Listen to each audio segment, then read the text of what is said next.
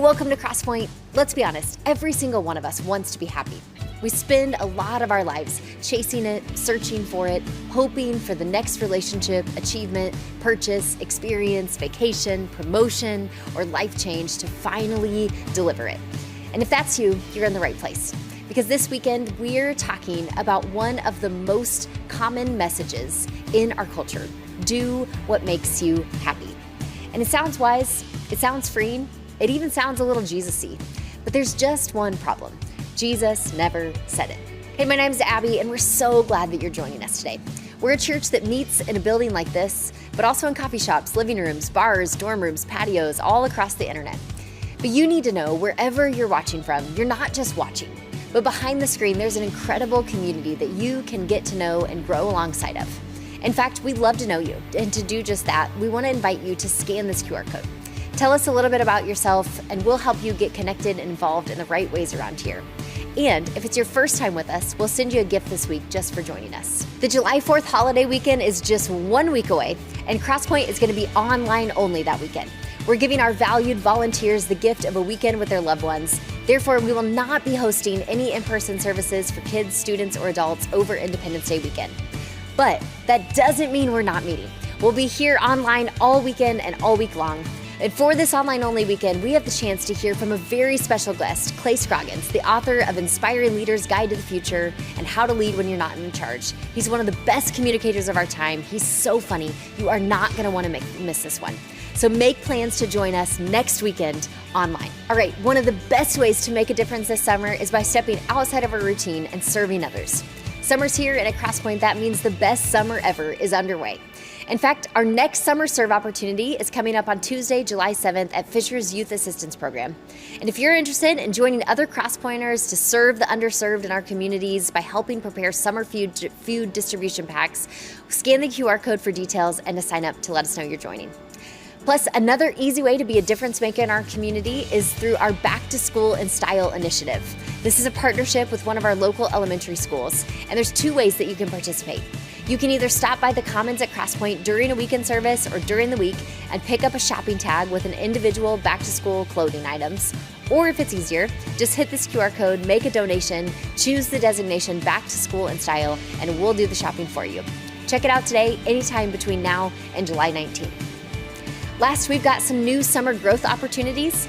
And for parents out there, if you want less conflict, stronger relationships, and a clearer path forward as a parent, I cannot encourage you enough to check out the Parenting Project. This is a 6-week seminar that will give practical tools to help you and your family thrive. And it begins on Tuesday, August 11th. You can check this out to find out more and to register. All right, we've got a great service today. If we're honest, we're all looking for a little more happiness. But maybe what we're really looking for is something deeper. So before we hear from Curt, here's Kyle and the Crosspoint Band with Sweetness by Jimmy Eat World.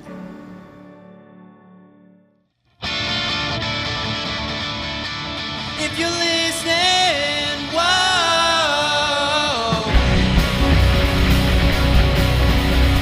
sing it back, whoa,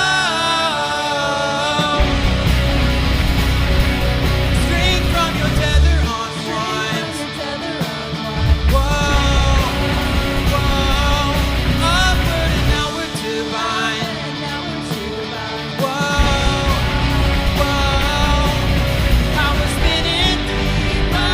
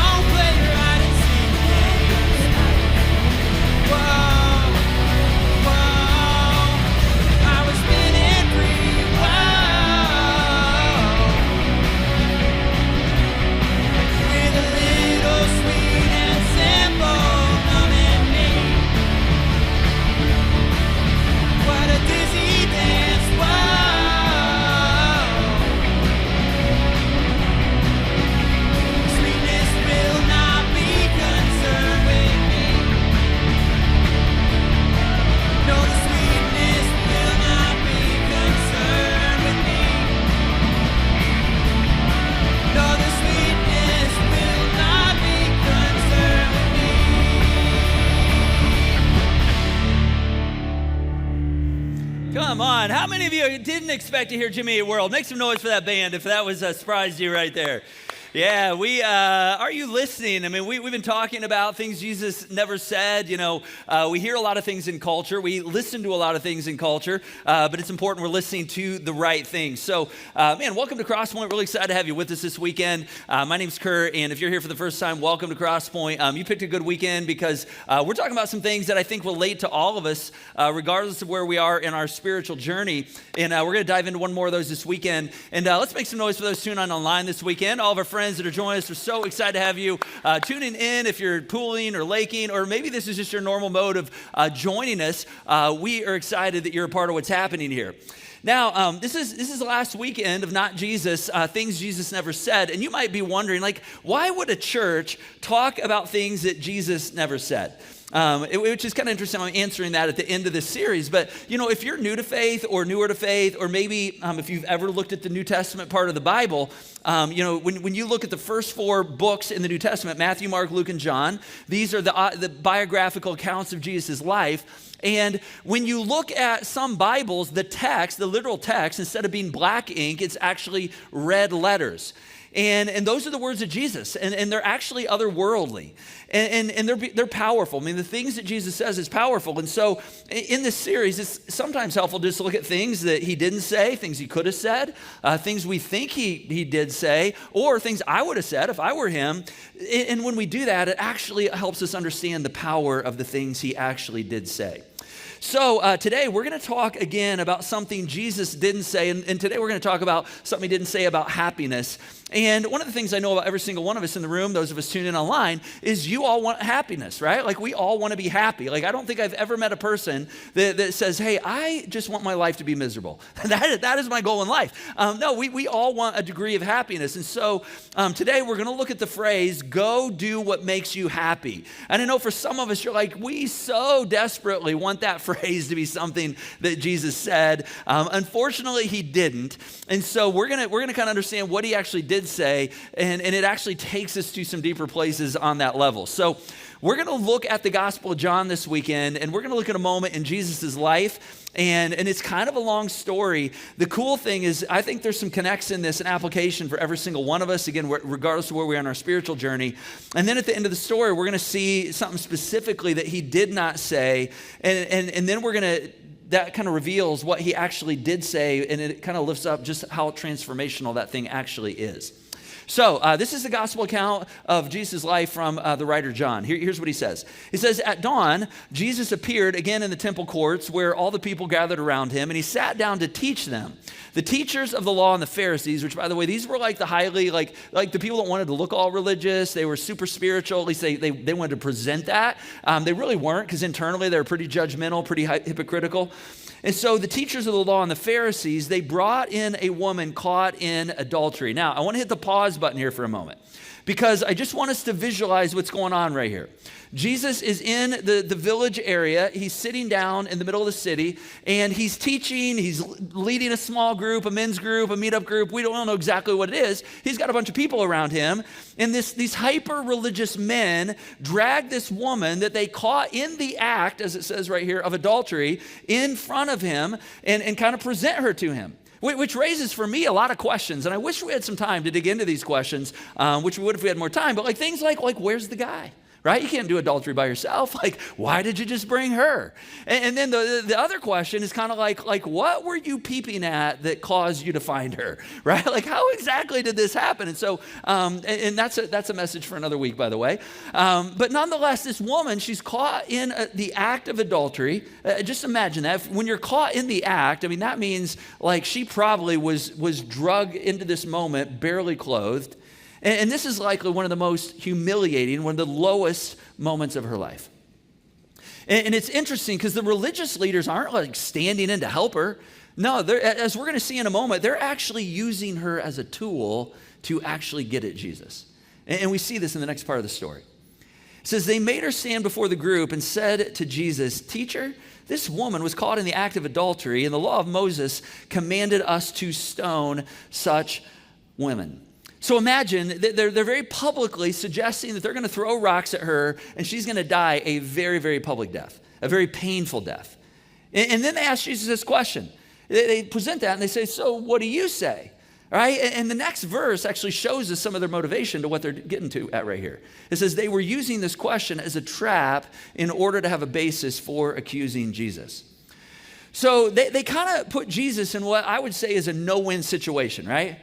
Because you've got like the law of Moses, which, says this woman's guilty, and based on what was going on. And the law of Moses also says that this woman should be stoned to death. And we're not talking medicinally, all right? We're talking like with rocks. We're not like, but like just so we all know what's going on here and what we're referring to. And so Jesus is kind of in an odd spot because if he agrees and he goes, oh yeah, you're right, that's what the Old Testament law says. So I guess like go ahead, have at her, do whatever you want to do to her. Like that's going to totally go against his character and the integrity of and the identity of who he is. And yet on the other hand, if he's like, it's not that big a deal, we're going to let this one slide. We're going to lower our expectations here. He's going to be accused of breaking the law of Moses, and now he's condoning adultery and and sin, all this kind of stuff. And so what does he do? What does he do? What does he do? What does he do? What does he do right here? Well, the next thing is fascinating. It says, but Jesus, get this, it says he bent down and he started to like write something in the sand.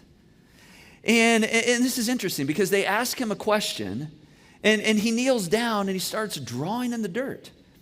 And it raises a big question. In fact, this is a question that people for centuries have been trying to answer. And that question is, what exactly did Jesus write in the sand? All right, and there's some cues in the story. They're going to tell us what he was writing. He may have been doing like 6, 7. I don't know.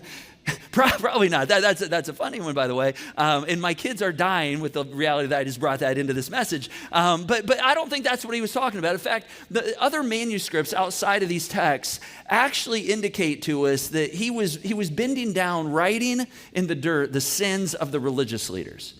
All right, starting with the oldest. All right, because they would have had the most sins because they lived the longest life and would have accrued probably more mistakes and sins than anybody else.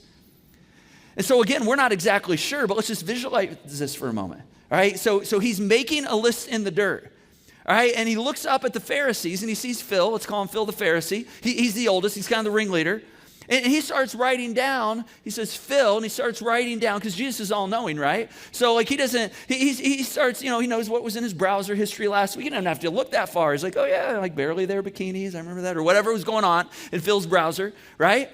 And so the story goes on, and it says, when they kept on questioning him, he straightened up, and he said to them, let any one of you who is without sin, meaning, in other words, if I didn't write your name down here in the dirt, then how about you be the one that goes ahead and throws or casts the first stone at her? And this is interesting because, again, when you dig into the Greek language versus the English language, their words mean a little bit more and sometimes have different expressions than our English language capture. And so this phrase, let anyone who is without sin, that's not just like, if anybody's blameless here. No, this gets into like intention and in like somebody's heart. Like that means like it is somebody who didn't even want to do this. All right? It's somebody who's not even wanting to sin, which is pretty fascinating because, I don't know about you, but there have been a lot of times in my life where like I didn't do it. Like I wanted to do something, but I didn't do it. But boy, I sure wanted to, right? Like, and maybe some of you don't want to know that, but let's be honest. We're probably all there. We probably had moments where like, I know I shouldn't do that, but I really want to do that, right? Like our heart, and we may not have done it, but our heart wants to. It's also fair to say that, like, at least for me, I'm really good at finding your sins and finding really impressive ways to cover mine up. I don't know if you do the same thing, right? It's amazing how easy it is to point the finger at somebody else when in our own lives, we're doing something perhaps even worse or equally different. So Jesus, he just looks up at them. He says, if anyone of you is without sin, then you can be the one to throw the first stone at her. And then verse 8, it says again, Jesus, he stooped down. He started just drawing again in the sand, probably making more lists, listing out the next Pharisee and the next one. And it says that those who heard began to go away one at a time, probably starting with Phil. Phil was the oldest, so he was the first. And the older ones first until Jesus was the only one left with the woman still standing there. Jesus straightened up and asked her, woman, where are they? Like where are your accusers? Has no one condemned you? And she said, no one, sir, no one. And then Jesus said to her, neither do I condemn you. But see, here's what Jesus didn't say right here. Jesus didn't say, hey, neither do I condemn you, so go do whatever makes you happy. All right? That's not what Jesus says. We wish Jesus would have said that. He didn't say that. He said, no. He said, neither do I condemn you. He said, so go now and leave your life of sin. And this wasn't like judgmental or condemning at all coming from Jesus. I mean, it was actually free, and it's actually full of love. I mean, there's a lot of compassion in this moment right here. I mean, you can also feel like the urgency here. I mean, he's like, wait, I've got something way better for you. You don't have to live in the shame anymore. I mean, these guys, this probably got to be one of the worst days of your life right here. I mean, this probably isn't the way you expected to end your day when you started it today. Listen, I set you free. I've stood in the gap for you. Go. You are free from your past. All right, you don't have to be held hostage anymore. Why is it? Why is it so many of us, including me, give into temptation so often? Have you ever wondered that? And I think the reason that we see it, we're like, oh, I want to do that. I don't know, I really should, but we give into it. It's because, honestly, it looks appealing, right? It looks fun. In fact, let me ask you this question. How many of you would agree that sin can be fun? Just raise your hand. And I know some of you are like, well, I don't know that's a question I should answer in church, right? I mean, and if you're with somebody, you're like, I don't want them seeing, like let's be honest though. Like I would say, yeah, sin can be fun, right? Like, and some of you are like, I think that's a trick question. It's not. It's just that, the reality is, in fact, Hebrews, the writer of Hebrews in the New Testament, he calls it this. He says, there's these fleeting pleasures of sin. Sin can be fun, at least for a little while. Let me tell you something. If it's not fun for you, you're not doing it right, all right? Like you need to figure out how to sin differently because usually, at least initially, it's fun, at least for a bit. But see, here's the bigger thing. What does temptation do, though? See, temptation or sin that leads to sin is just missing the mark. It's missing God's best intention for us. Sin promises a satisfaction that it can't fully deliver at a cost and an eventual pain to you. Let me say that again. Sin, or when we settle for less than God's best for us, promises a satisfaction that it can't fully deliver at a cost and eventual pain to yourself. Meaning sin, it promises a satisfaction. Hey, you're going to like this. You're going to enjoy this. This is going to be good. Man, you are going to feel happy. It promises a satisfaction, but it leads to eventual pain that you bring upon yourself. See, I want us to get in the mind of this woman for a moment. All right, this woman who's drug into this most humiliating moment in her life. All right, she's caught in adultery, but I have no idea really who she was. We don't really know many details. I don't know, maybe she was an evil woman. I mean, maybe she woke up that morning, she's like, you know what, I'm going to go wreck somebody's household today. I'm going to tear apart a marriage today. That's what I'm going to get up and do. Maybe that's what she did. Odds are, and I'm going to kind of play the odds right here, odds are she was a decent, good-hearted woman. Right? I mean, and I'm trying to make this relatable because that's where we can see the application and say, okay, what's really going on? How is my life like this woman's life? All right, I'm picturing this woman in a relationship, a marriage, perhaps that had just gone flat. All right, her and her husband loved each other. All right, but it just kind of got flat. Maybe her husband, took her for granted.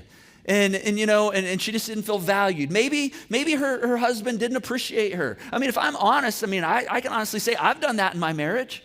I think we've all experienced that in a relationship. Maybe there was some kind of verbal abuse. I don't know. Maybe it went a lot deeper.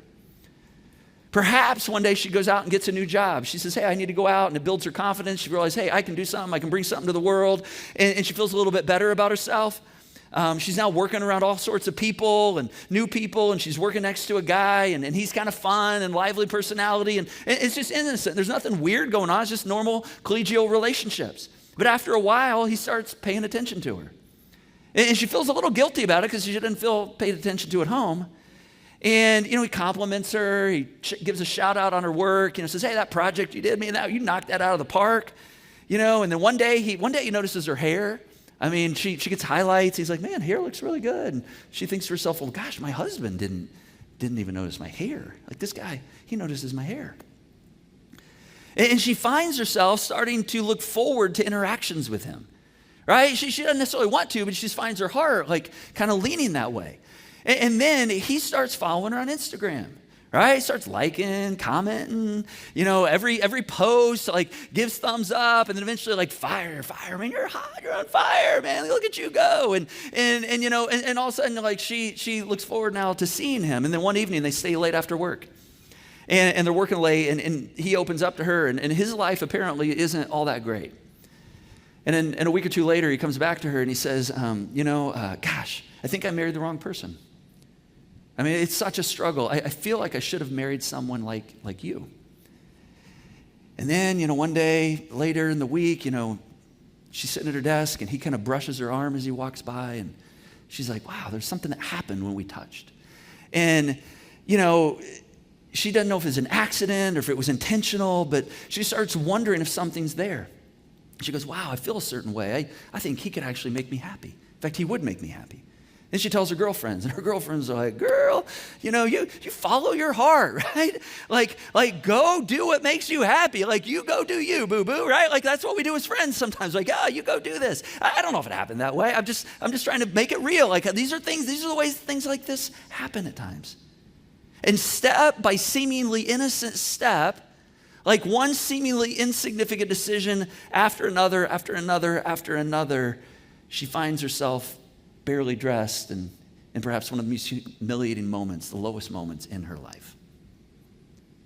And how did she get there? Like, how did that happen? Which, by the way, this isn't just a her issue. Like, this easily could be a he thing. Like, this could have been him in the same boat, her. I mean, this is a human issue. Like, we all could be in this. Because sin promises a satisfaction that it can't fully deliver at a cost and eventual pain to you. And why do many of us end up in these places? Well, I personally believe it's because we live in a relativistic culture. And you say, okay, well, what does that mean? Well, relativism. What's relativism? Relativism is the belief that everything is relative. All right, that there's no absolutes. And I see this all the time. Hey, what's true for you is not true for me. I mean, you got your rules, I got mine. I mean, certain things are absolute for you, but they're not for me. You do you, and I tell you what, you let me do me. All right, there's no such thing as like certain things just apply to everyone. All right, I'm going to do whatever makes me happy. And see, here's the fundamental breakdown in this. That when we begin to have this belief that there's no absolute truth, no certain absolute things that just apply to us as humans, then truth is defined by whatever makes me happy. And so the bottom line is my happiness. And then happiness becomes the standard by which I judge my actions, meaning if it makes me happy, it must be good.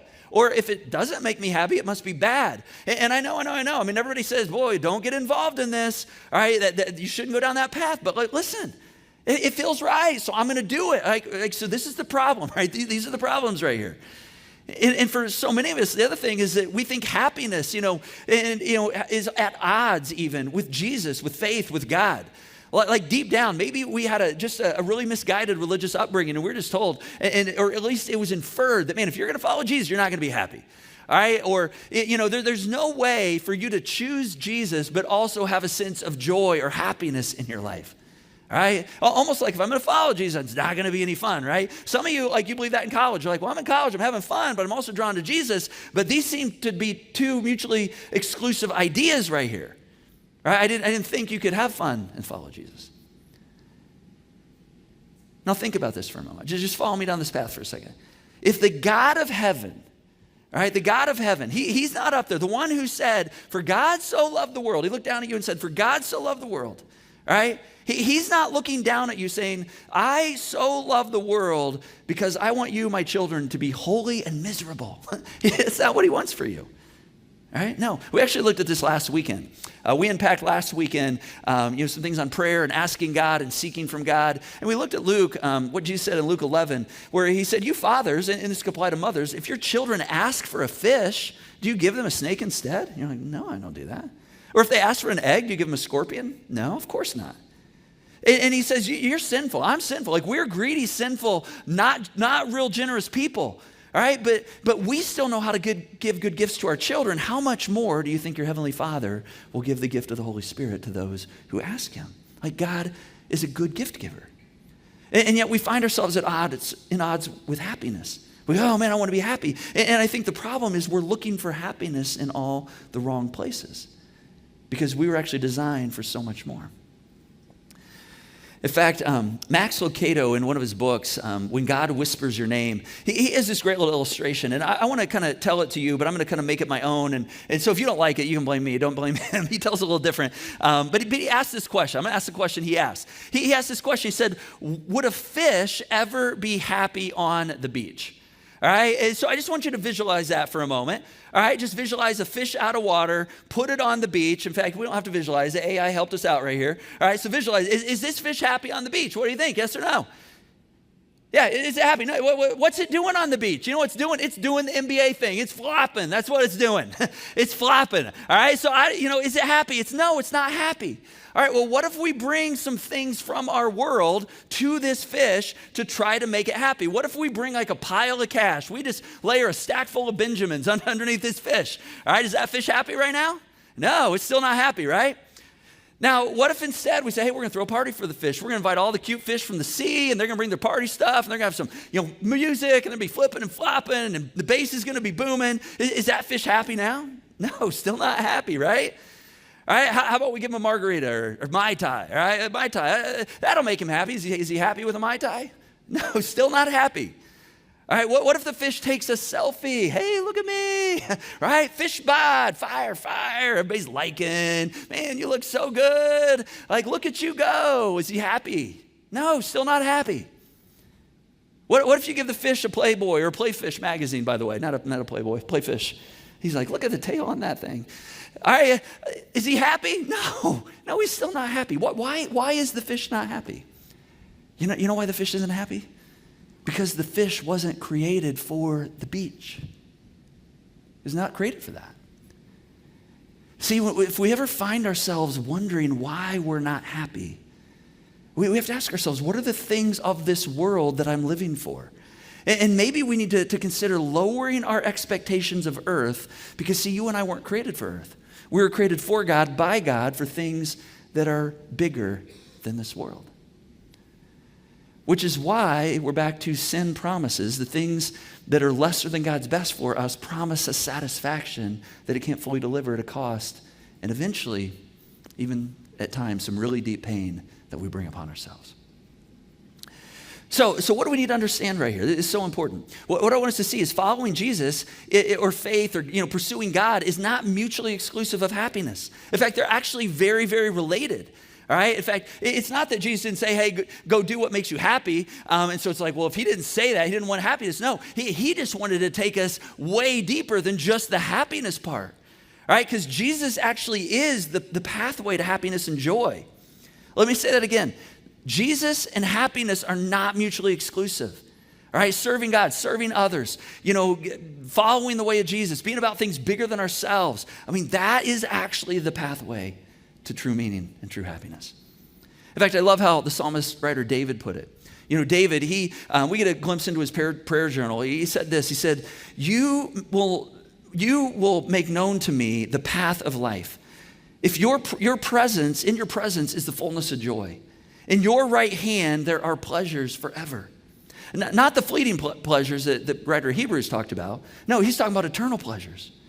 Which is why when this woman is drug in front of this whole group of religious leaders, and perhaps one of the most humiliating, low points in her life, it's why Jesus didn't look at her and go, oh my God, I'm so embarrassed. Seriously, look at you. I mean, after all I've done for you, this is pathetic. What are you doing? He didn't say that. You know what he did? He looked at her and he said, I've got something so much better. Be free, go. Like, I want you to move in that direction. All right, I want you to move on. I'm standing in the gap for you. You've got an amazing future ahead of you. How do we do that? How do we get there?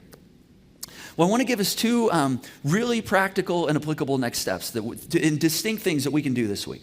All right, and the first is this. If you find yourself in those moments where you're just like, boy, I blew it. This is one of the lowest moments of my life. I don't know if I'm ever going to build out of this. What do you do with the feeling that comes after you do the thing that you wish you wouldn't have done?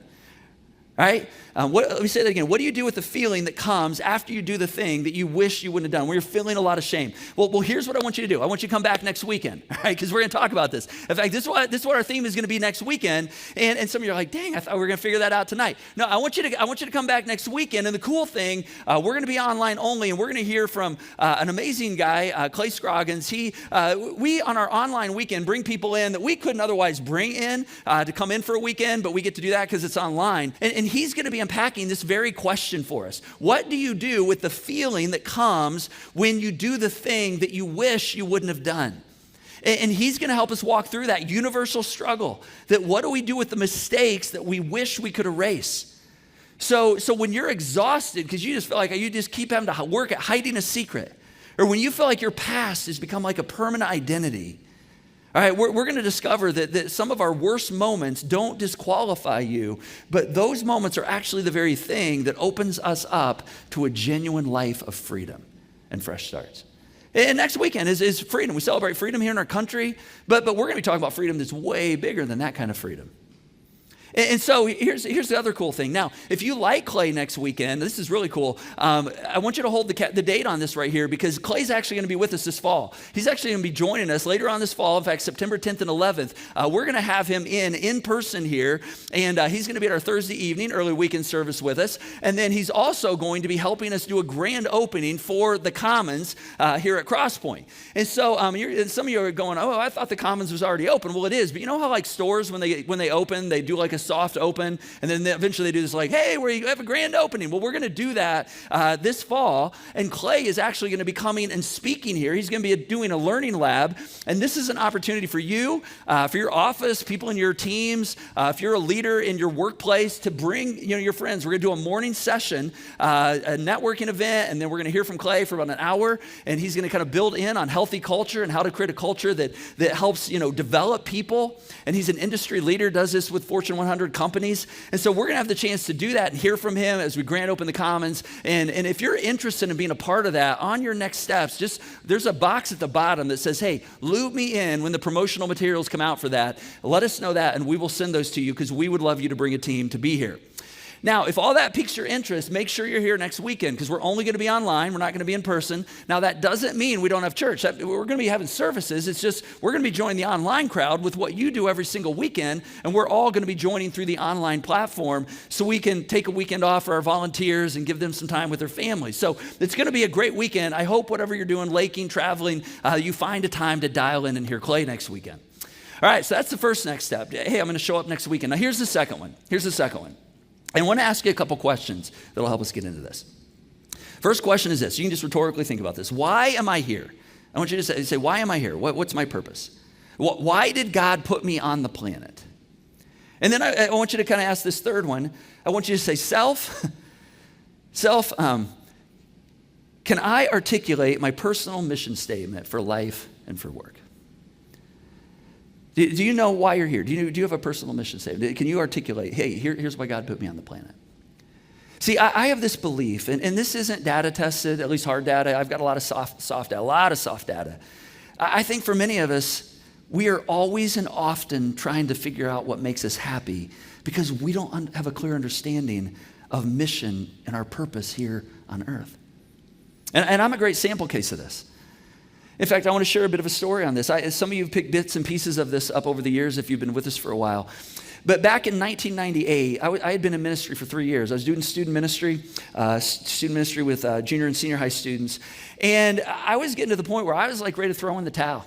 And it was, I was really disillusioned with just, am I where I'm supposed to be? Is this making a difference? And it's not like I was disillusioned with ministry, like I just had never seen the back end of, being a pastor. Sometimes people think like being a ministry, it's all like rainbows and unicorns and woo, it's all fun. And, there's a lot of like behind the scenes work. And I grew up in a pastor's home. So that was normal for me. In fact, I love hiring people that grew up in pastors' homes because they're not disillusioned with like what the work is when we do ministry.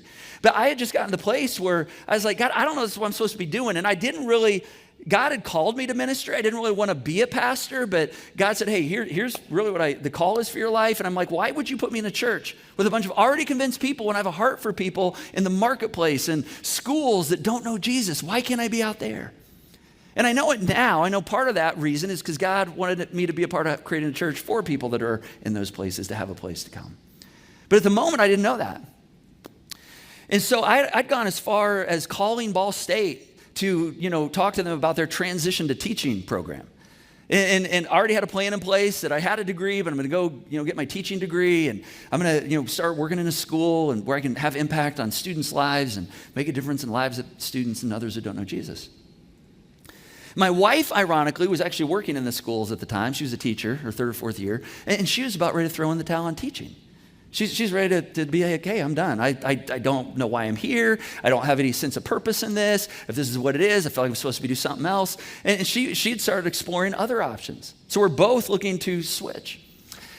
Just randomly, and I want to believe it, initially I believed it was a coincidence, but I don't really believe in coincidences. This flyer came across my desk for a conference on creating your personal mission statement for life and work.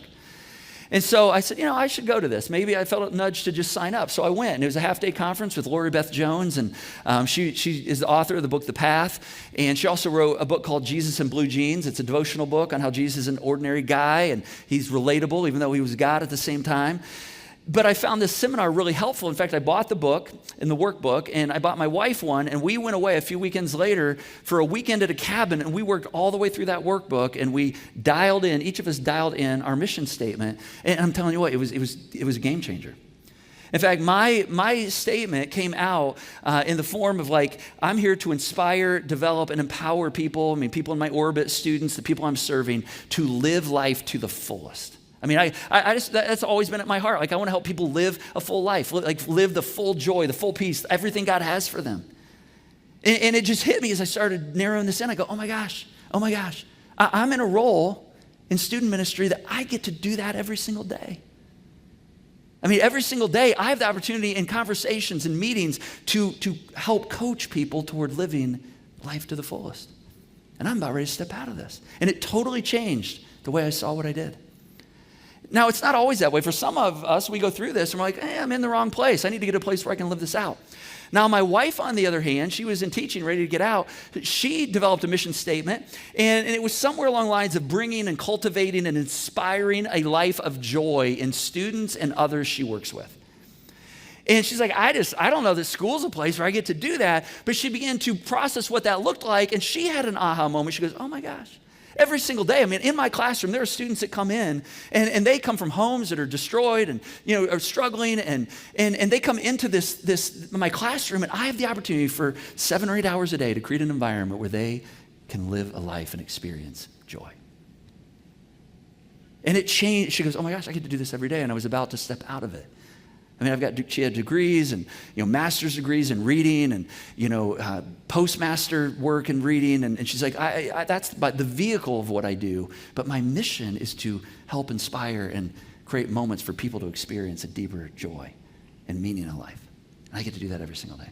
I tell you that because we were both about ready to step out of what we were doing. And if we would have done that, we probably wouldn't be here today. I probably wouldn't be standing in front of you right now. I can also tell you that once you find that, you begin to discover it doesn't even feel like work because it just naturally comes out of who you are. And I just think a lot of times we don't know that bigger purpose of why God put us on the planet. And so we settle for the quick hits of happiness and we just bounce from one thing to the next. Doesn't mean we don't have moments where we sin or we get involved in things that are less than God's best for us. It's just, I just think knowing that purpose just changes everything. So 2 ways you can tap into this. One, these books are available at Connection Point this weekend. You can get it at any bookstore. You can totally go through this book on your own, self-guide. There's experiences, all kinds of little assessments that'll help you dial in your mission statement. If you're more of a group person, we're going to have a learning lab cohort coming up in August.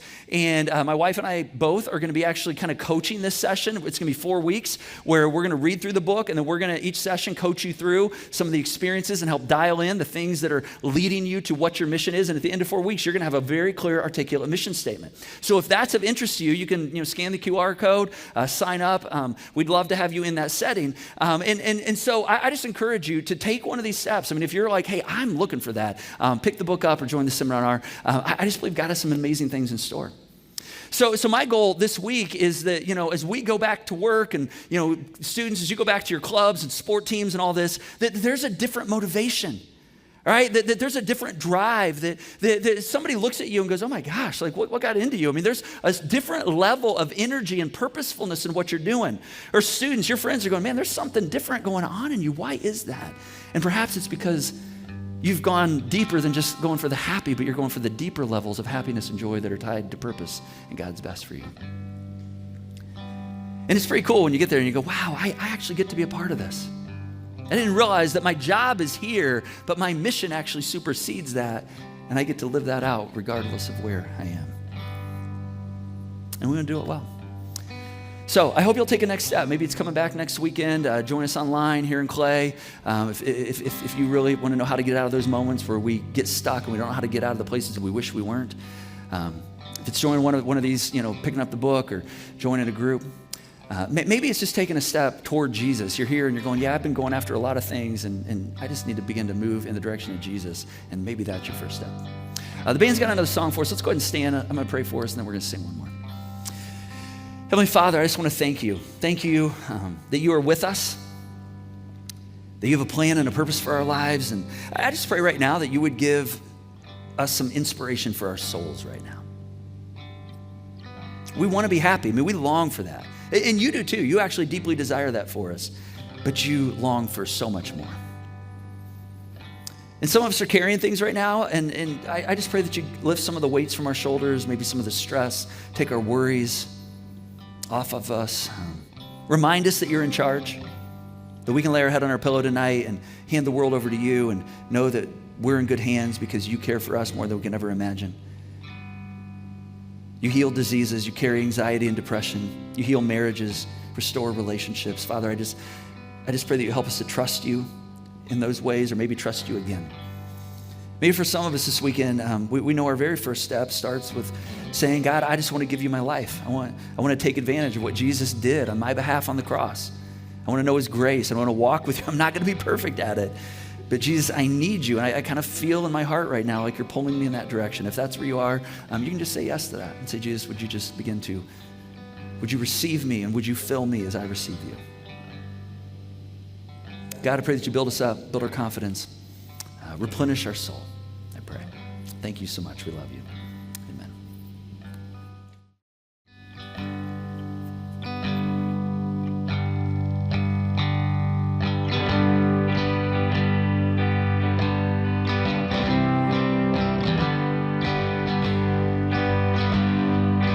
I searched the world,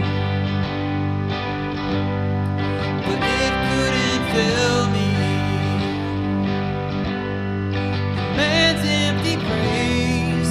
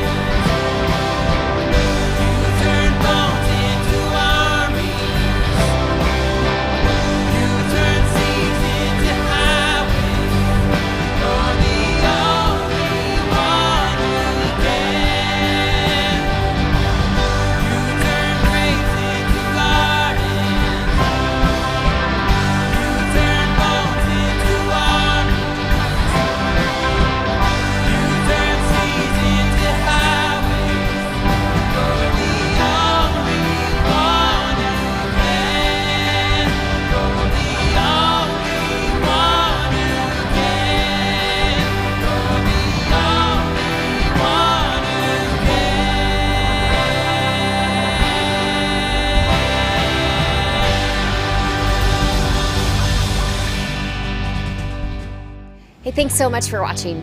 As always, your experience doesn't have to stop here. Our Best Summer Ever is packed with opportunities all summer long to meet people, invite friends, serve, connect, and make some incredible memories together. We hope to see you this next week at our next Summer Serve. Now, a quick shout out to those of you who are givers around here. I want to say thank you. Thank you for fueling real change and the stories that God continues to write in the lives of real people. None of this happens without your generosity through the Joy Box. And if you're not a giver, but you're interested in becoming one, you can donate at this QR code, even automate your giving, but most importantly, become a part of the amazing team that fuels this place, including this online broadcast. One last thing, if you're walking through something right now, perhaps something heavy, uncertain, or could just use some prayer, we'd love to come alongside you. You can text Need Prayer to 317-834-7373, and someone from our team will reach out to you later today. Thanks so much for joining us today. We'll see you next time for our special online-only holiday weekend with Clay Scroggins. See you then.